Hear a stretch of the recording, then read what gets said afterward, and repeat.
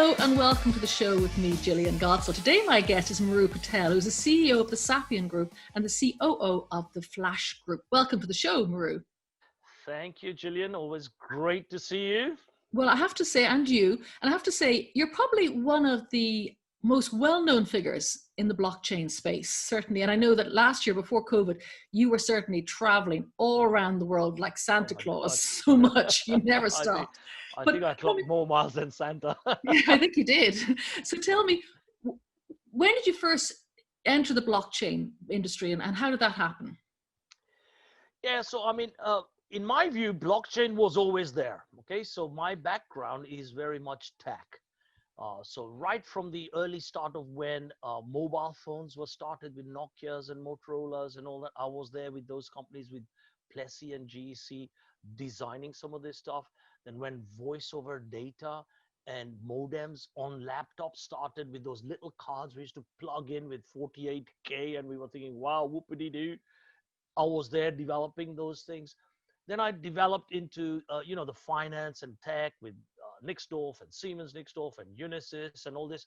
And the turning point for the next wave, because innovation doesn't come every day, was when the .com and the Java thing happened, okay?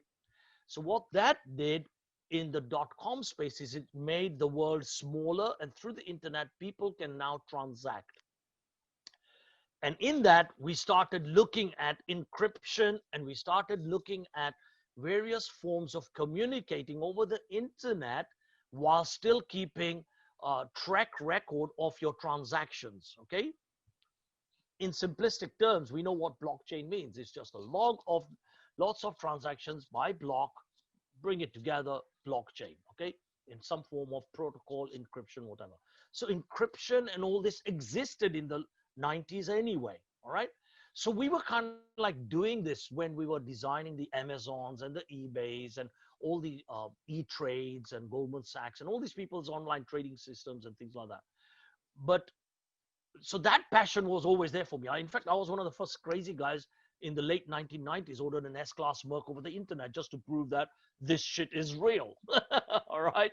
So to me, that was my early start to, it wasn't called blockchain, but internet-based transactions with history, with encryption, with authentications, and all of these things that we are trying to do, okay? And in form of a ledger where it is, transparency wasn't there in those days for the things. It was more centralized rather than decentralized, okay? But you still have that today. You look at the D5 versus the C5 models. So when I really got into it was about 9 or so years ago, when I started to put my finger into it, when one of these crazy times when I used to be a night clubbing crazy guy, 5 in the morning after God knows how many champagnes, someone said, oh, you need to buy one of these Bitcoin things. It's cheaper than what you are spending tonight on champagne. Oh, God, it's not going to work because the governments and the banks will kill it. So the next day I got a presentation from the guy. Oh, you must get into this, because of that. I said, it won't work because I got all the entities. Governments won't allow it. Bank mafiosi and cartels won't allow it. And by the way, we're still fighting with that to some extent. And then 4 years ago, when XRP and Bitcoin and Ethereum started to show its face with the big jumps, that's when I really got into it. So 4 years ago, I said, And what happened was I made tens of millions and lost tens of millions in my real estate investment fund. And I was post the last crisis. So post that last crisis, I was looking at a way of combining all my 3 decades, 4 decades of experience, and then saying, how do I take a bit of everything? So I have real estate investments, proper stocks, markets, and all that, trading exchange experience, tech experience, sales, marketing, public speaking, best-selling author. So I took all of these skills and experiences and I said, what can I now deploy it into? Where can you now pivot? Yeah, exactly. And I said, who are the people who upset me the most?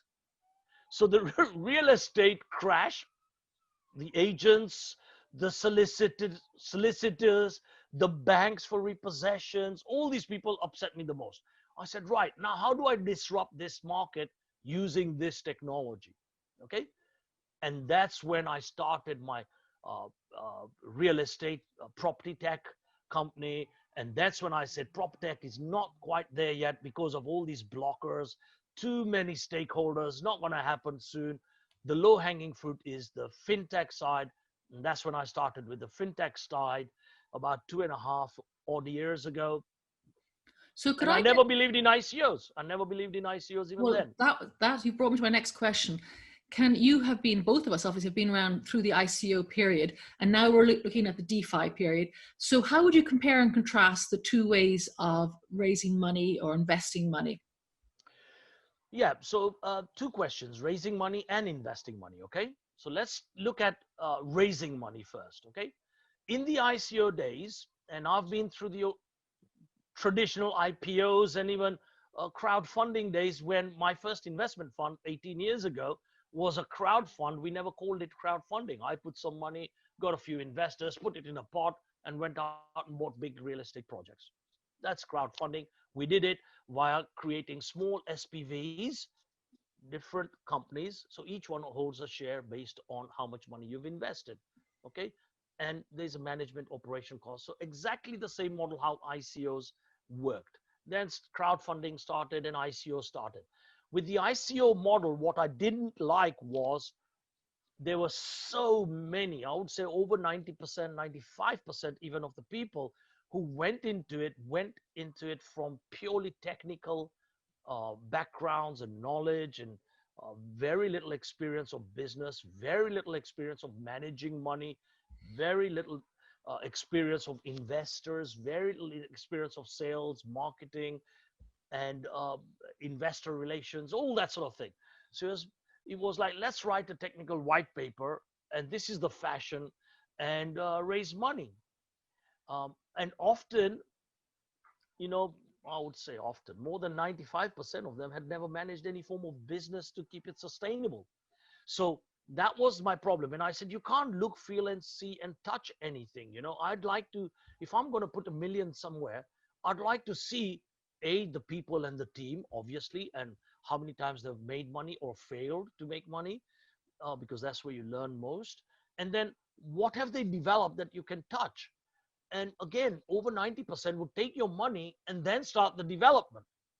Okay. So there in it, it didn't sit well with me. The third thing that didn't sit well with me was, okay, even after they've developed it, how do they share the profit? They've taken our money and they want to keep more than 50% of the profit. I mean, come on, without our money, they couldn't get anywhere.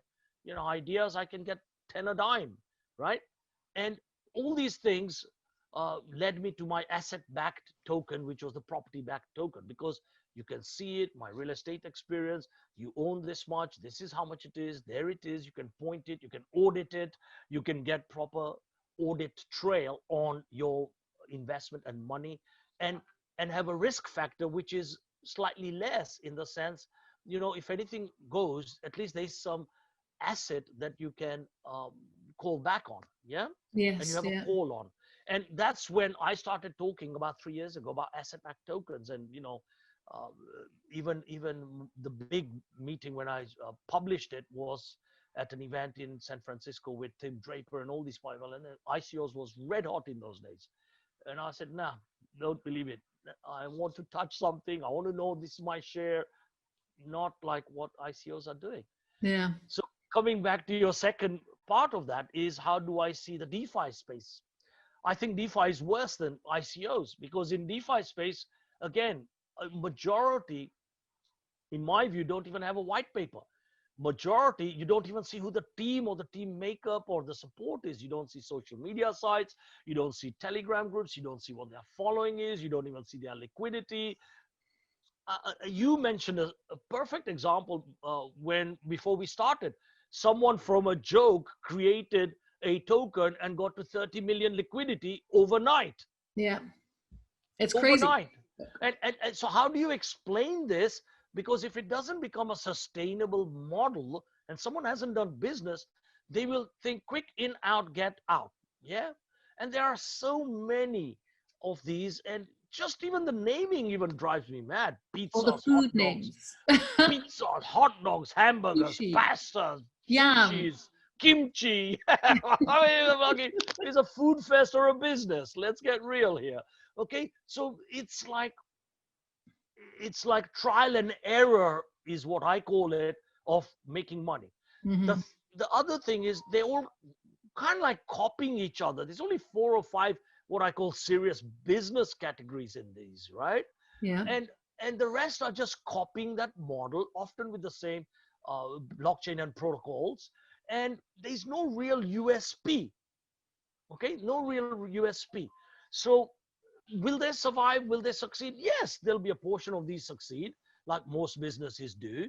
But that's when I think it will start, just like the ICO days, you will get a saturated DeFi space, and the next wave will start. And I am in that next wave where we have product and solutions, whether it's an ICO or DeFi. We look at all these problems and issues. So the problems and issues are, is my money safe? Do I know the people? Do they have a website? Do they have liquidity? What's the asset they own or have? Do they have any offices? Do they have real products you can touch? All these things. So we've addressed all of those before we go and launch another DeFi type of token. So my tagline is defying DeFi and beyond. So we defy DeFi and beyond, okay? Because Excellent. we do DeFi related stuff, but we also have elements of CeFi in it, centralized. Because DeFi, decentralized everything, is not there yet. You can go and ask any of the big players, including CZ from Binance. He said the same thing the other day. Yes, it will evolve. Today, I'm not sure.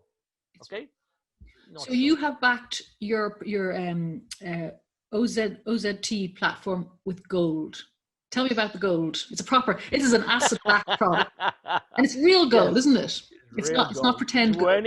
24 karat golds. I can show you pictures and videos and all that, but we don't wish to do that for obvious security reasons. However, we are going to do an audit from one of the big fives and actually put the audit reports out there, because that people will believe. Okay, so where So you other have the people, asset. That's the yes, cool thing. yeah. So an So audited. where there are so many, without knocking the other gold pegged asset coins, uh, they are going to collect money from people and then they go and buy the gold. We went through that phase. We had our gold at a dirt cheap price. As I said, my partner had mine and things like that. So we got it very, very cheap. And what we did was so where we collected 72 mil, less than half of that was our cost. So we doubled the asset. So we have over 100 mils worth, okay? Mm-hmm. And in that, we pegged the coin 2 years ago. So OZTG, the coin that is pegged against gold, the gold sits in a vault in Dubai. And whenever the price, and it's per gram basis, it's 1/20th of a gram, by the way. So whenever the price goes up or down of gold, so if it's down, we put more liquidity in there to cover the delta. So there's an intrinsic value of gold, yeah, Mm-hmm. of what we've pegged it at, which is 0.13. So And that it is, will never go below that. yeah, it will never ever go below that. That's the intrinsic value of what we've pegged it at 2 years ago. Gold price just now is at record highs. So even today, I can say it's more than double, but we don't want to do those radical ways of associating ourselves with crypto industry. So intrinsic value versus the market value of gold, it's a big delta. So every time we make profit, we'll raise this up, raise this up, raise this up whilst this goes up.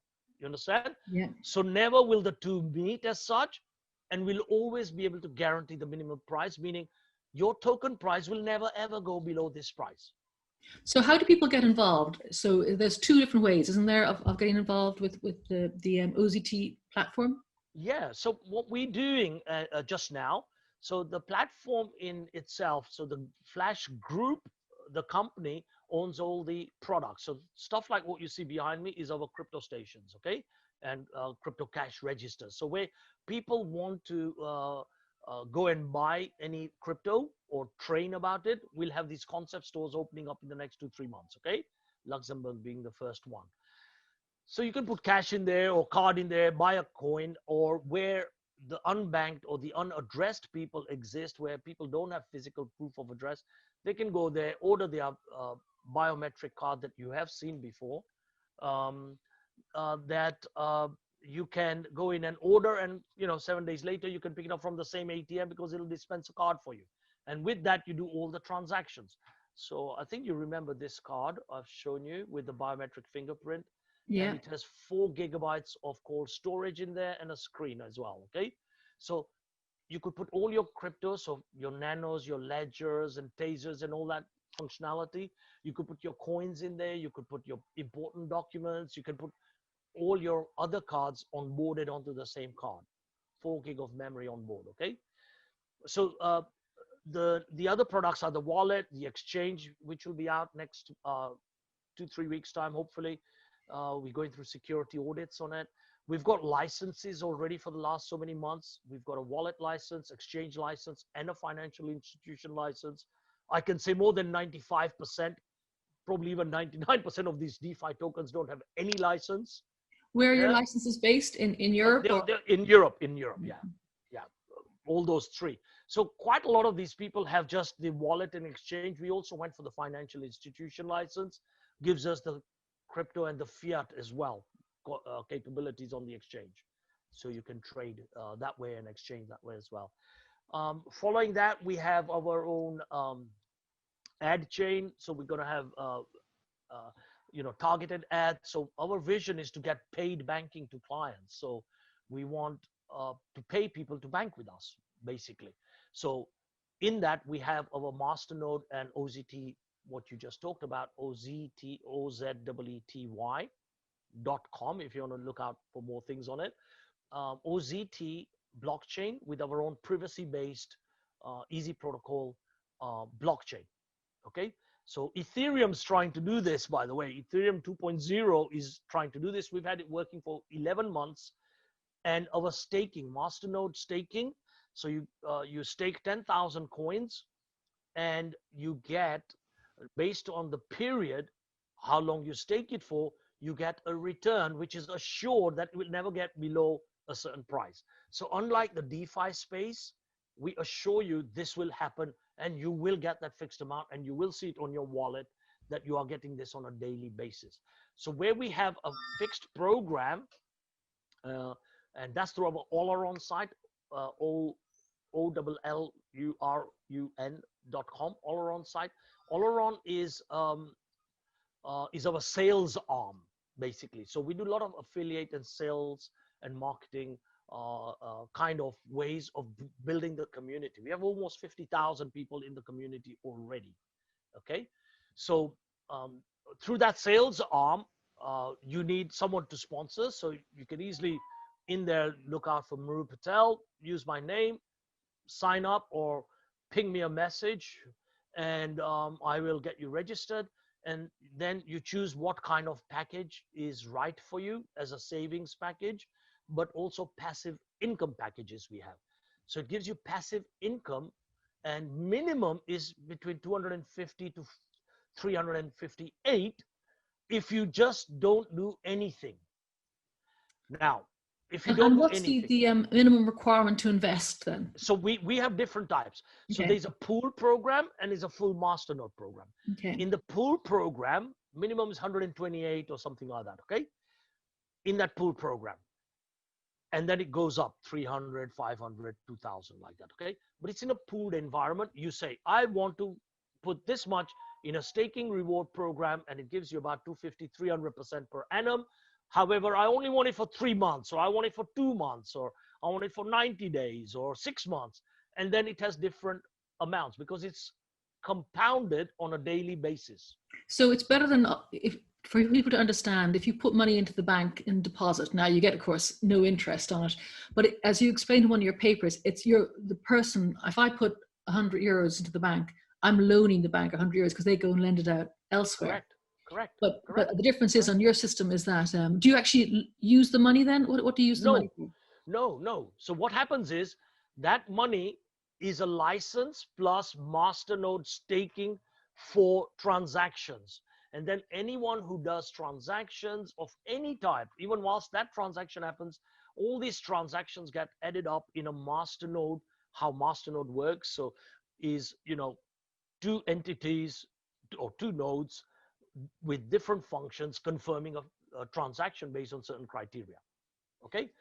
And each time there's a transaction, these things happen, and the fees from it is all put in a pool and shared with all the people who own the pool rewards. Okay, that's nifty. See? So just like how banks do it, so imagine Swift shared all their transaction fees with the clients. that would be nice. $7 trillion per day being transacted. Now, let's Wow. And Swift charges huge fees, isn't it? I mean, presumably huge fees, and they are going to be disrupted. So, I said what made me go into this. So I was always complaining about all these fees, and I said it costs nothing. They sit on your money 2-3 days. Okay, nowadays it's come down, and that's where they're also making money because they're playing all the hedging and trading and all sorts of other games. All right. And factoring and all of that. So they're making money on your money. So our model is to share that with people. That's it. Simple. Share that. So in the masternode program, because we don't have the 50 glass towers and multiple CEOs with tens of millions of salary and 100,000 employees around the world, and we don't have that, right? So in our masternode program, the full masternode license for passive income is you say, okay, I want to lock this for 6 months, compounded on a daily basis of 0.35% per day, compounded. Okay. Every day you earn, every few minutes actually you earn, and you sit on your wallet, staking rewards then. So those you can spend on a daily basis until the masternode is locked. You will earn this daily every so many minutes. Okay. You keep on earning it. So it's every 2 to 3 minutes per block transaction, and then it's shared. Okay. Where are the transactions coming from? Who's making the transactions? Okay. So it can be anything from users buying stuff to people joining the program to people verifying things to now we are building also a utility with health product sales, selling all these masternode programs, doing exchanges from OZT to Bitcoin to all these are transactions. Do you understand? Yeah. Every time there's any form of those interactions happening, it's a transaction. Yeah. And there's a very small fee. Very small, not like the Ethereum, Bitcoin types of fees. And it all goes into a pool. And we don't have tens of thousands of masternodes, limited number, and that's what we are selling. So those transaction fees through a passive income license earns you that money. So it's locked. And then daily staking rewards, you can spend it how you want. Whilst this is, so it's like having a savings account locked for a year or something. Yeah. Yeah. But your interest that you get from it daily, you can spend. That's Only in the accessible. banking scenario, the interest is next to nothing. And more importantly, they don't pay you interest on your interest. We also pay you compounded interest whilst your staking rewards are there sitting there. And the reason we do that is we don't want to flood the market with everyone selling OZTs. Okay. We want them to hold and use it.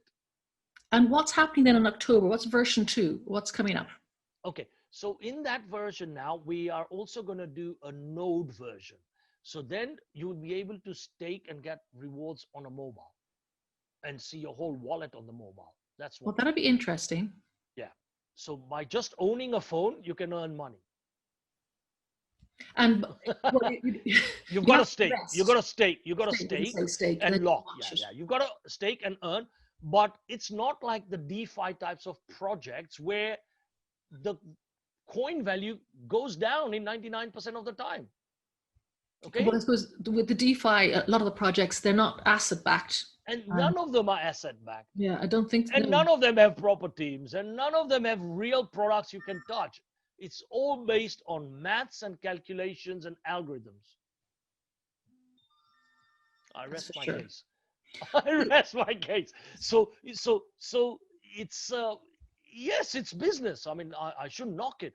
But, if you look at Dash, for example, when they started this, and we took a lot of uh, uh, inspiration, for one of better words, from Dash, where, they did their Masternode program, which if you bought in those days, it was like $400. Now it's like $75,000. Okay. Wow.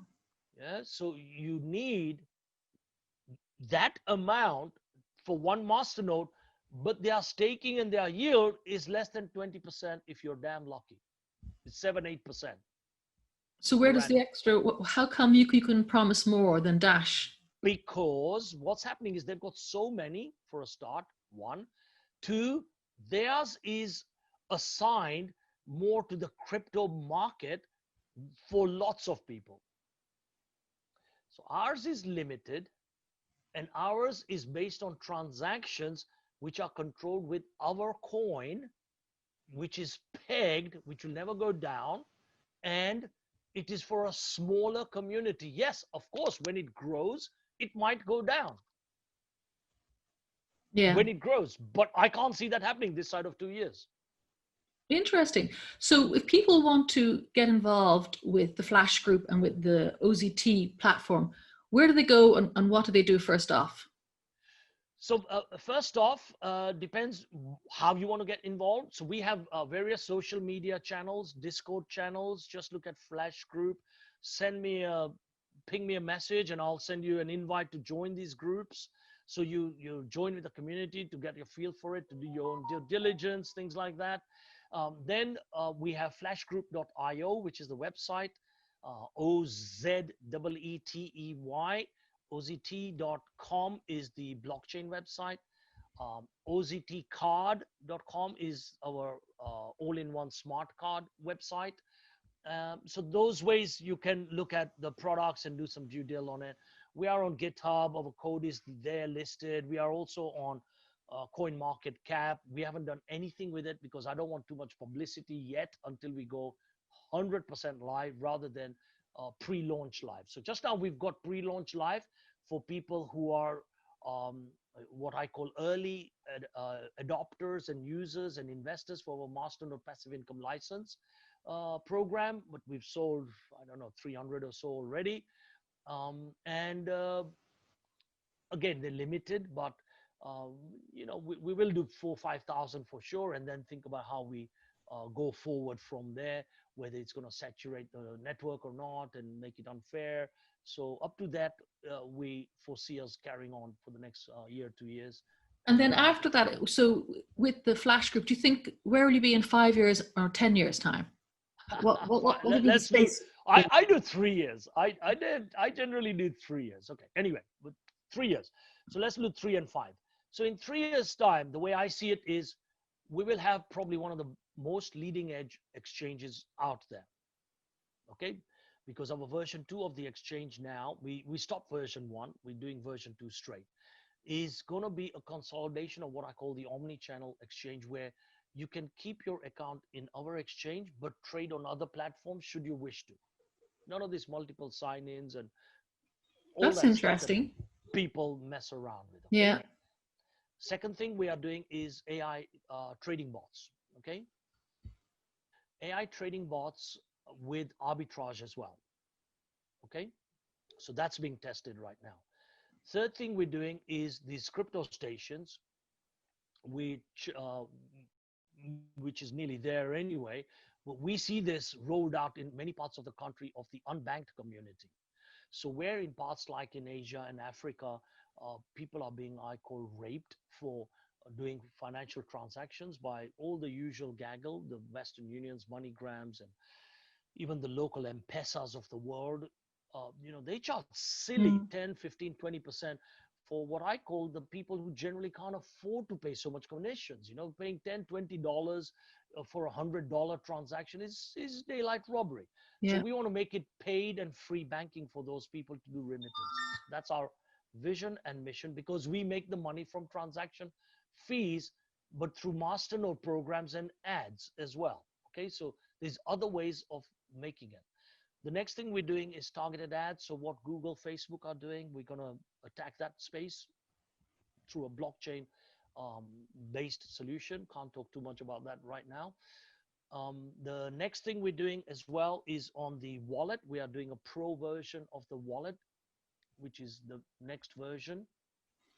In the next 3 years, that should be out to a level where all this swapping and mapping and things that people are doing through decentralized exchanges, we will be able to do it on our wallet, but also stake people's coins and give you a better return than what they are giving you on their coins. Now go figure that one out. How are we going to do that? How are you going to do that? Exactly. Okay. So that's the juice. To be worked out. No. We know exactly how it's. I know. I've got it all mapped out how we're going to do that. Okay. So where you're getting 7 and 8% for Bitcoins or other old coins, we'll be able to give you a higher percent if you keep that amount in our store by us reassigning a portion of it. Okay. That's all. All right. And a few other products. Okay. So just like how we have the masternodes and the pills, we also have a wealth-based product set. These are all biotech engineered, patented set of products for mainly the health, beauty industry, for all sorts of health and wellness related products, from removing blemishes, scars, fat, skin, through to collagen based stuff. All right.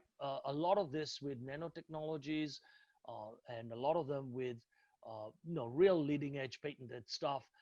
This is already being sold right now through the Oleron site and the network marketing site.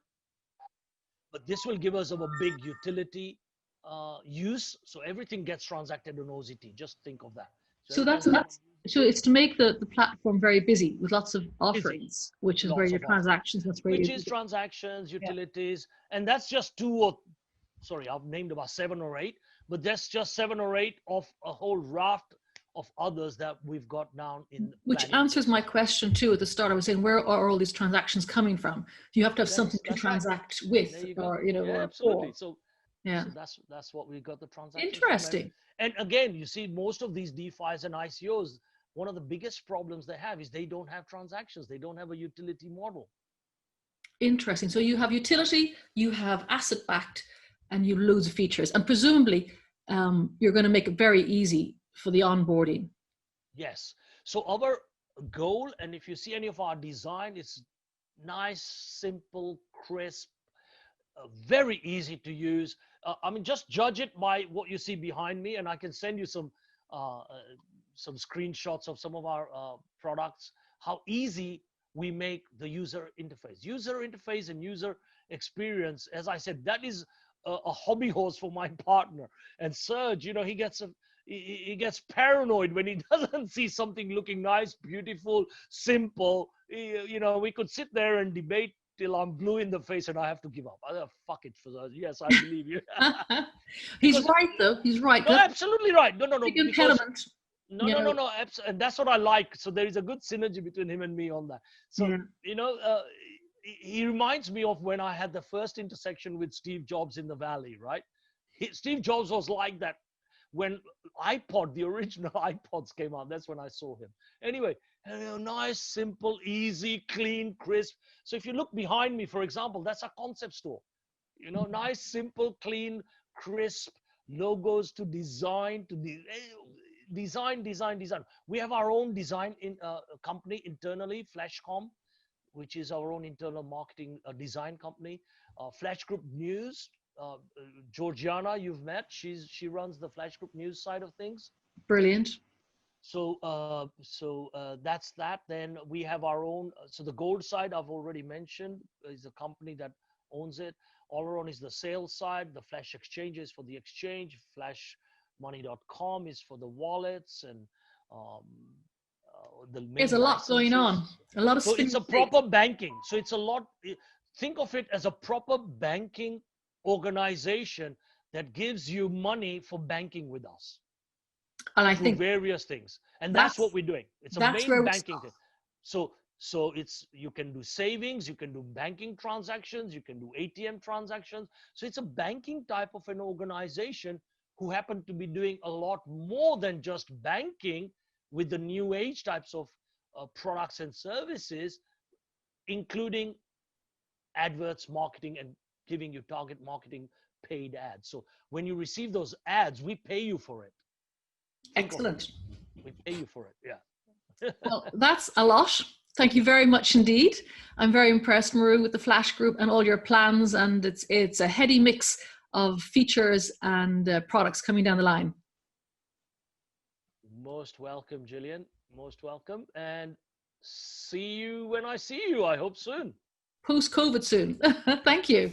Yeah. See you, Gillian. Thanks a lot.